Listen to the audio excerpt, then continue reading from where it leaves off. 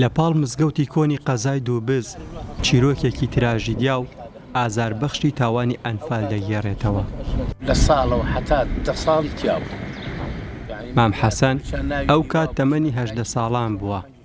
منداڵانی کۆچکردووی ئەنفالی بەدەستی خۆی شۆردووە و کفنی کردوون کە لە پێش ئەم مزگەوتە فڕێدراون. دەچینە گۆڕستانی گەورەی قەزای دووبز.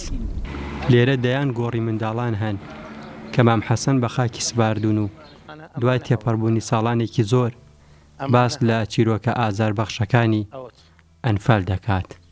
ئەمانە هەمووی هەون، ئەمانە هەمووی قەبرستانی مناڵەکان ئەمە. طبعا لە مانگی 22 چواری 88 ئەو کاتە من تەمەنم بزەبەت 18 ساڵ بوو. ئەو کاتە شاڵاوی ئەنفال دەستی پێکرد، ئەوە بوو ڕاگوازرانەوە بۆ تۆپزاوە، لە تۆپزاوە هێنانیان بۆ ئەم قاعانەی دووبز.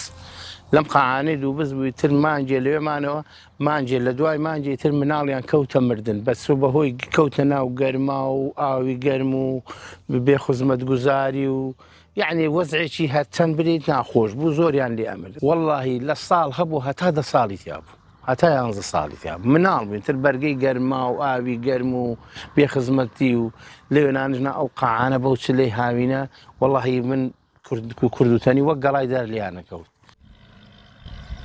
منداڵانی ئەنفال کراو لە 3 گۆڕستانی قەزای دووبز بە خاک سپێردراون.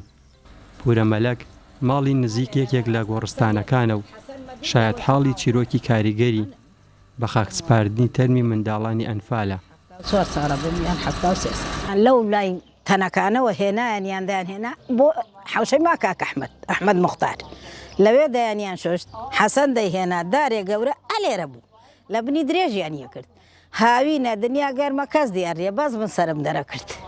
ئاهاتم ئاوم بۆیە بردو قەبرەکەی بۆیانە کرد. خۆی و فواد ڕەحمەتی فواد جوانەمەرگ بوو بە قوربانی بم کوڕێگە لێ چاک. ئیتر هەندێک خەفەتمانە خوارد و هەندێک بۆیانە گریان وە ڕۆشتینەوە. لە سەردەمی تاوانی ئەنفالدا قەزای دووبز شوێنی کۆکردنەوەی ئەنفال کراوانی خەڵکی گەرمیان بووە.